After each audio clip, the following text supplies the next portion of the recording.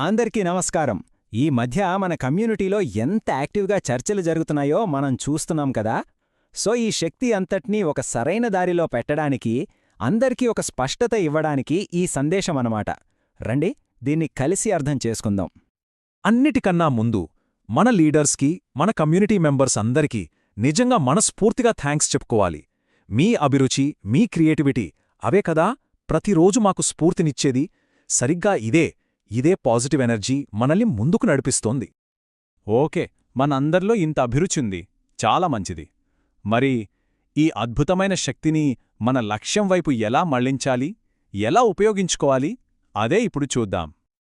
ఒక్క విషయం, మన ప్రయాణం మీద మీకున్న ఆ నమ్మకాన్ని, ఆశని, ఆ ఉత్సాహాన్ని దయచేసి పంచుకోవడం ఆపకండి.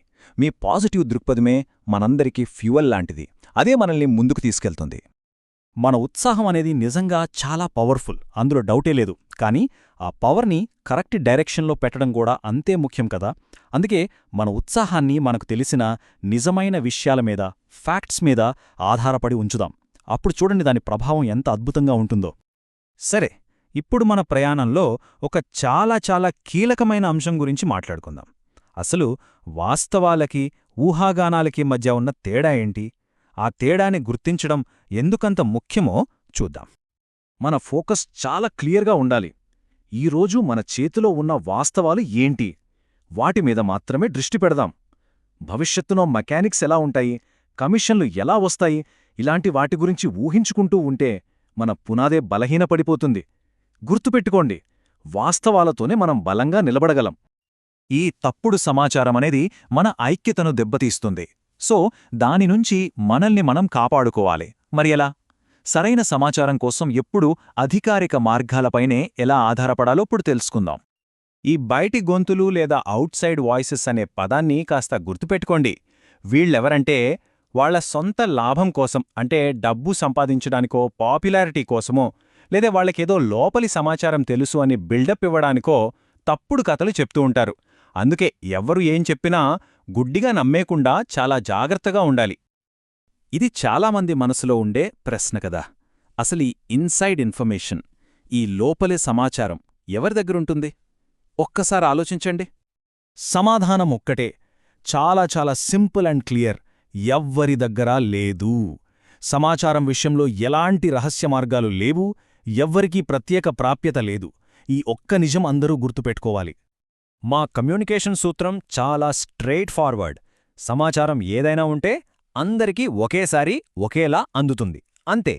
దగ్గరి స్నేహితులకైనా, కుటుంబ సభ్యులకైనా సరే ఎవరికీ ముందుగా ఎలాంటి సమాచారం వెళ్లదు. ఎవరైనా వచ్చి నాకు స్పెషల్గా విషయం తెలిసింది అని చెప్తే అది అస్సలు నిజం కాదు, దాన్ని నమ్మద్దు. చూడండి, గతంలో కొన్ని పొరపాట్లు జరిగాయి, దాన్ని మేము ఒప్పుకుంటున్నాం. కానీ అవే తప్పుల్ని మళ్లీ రిపీట్ చెయ్యకూడదని చాలా బలంగా నిర్ణయించుకున్నాం. ఇకపై మా ప్రతి అడుగు నిజం, చిత్తశుద్ధి, పూర్తి పారదర్శకతతోనే ఉంటుంది. ఇది మా బాధ్యత. సరే, గతాన్ని చూశాం, వర్తమానాన్ని అర్థం చేసుకున్నాం. ఇప్పుడు మనమంతా కలిసి భవిష్యత్తును నిర్మించుకోవాల్సిన సమయం వచ్చింది. ఈ కొత్త అధ్యాయాన్ని మనమందరం కలిసే రాయబోతున్నాం. మార్పు అనేవి రేపో ఎల్లుండో మొదలయ్యేది కాదు, అది ఇప్పుడే, ఈ క్షణం నుంచే మొదలవుతుంది. ఎలా? స్టెప్ 1, గతం నుంచి పాఠాలు నేర్చుకుందాం.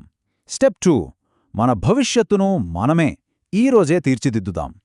స్టెప్ 3, ఎవరో ఏదో చేస్తారని వేచి చూడొద్దు. మన ఎదుగుదల మన చేతుల్లోనే ఉంది. ఇప్పుడే కార్యాచరణం మొదలు పెడదాం.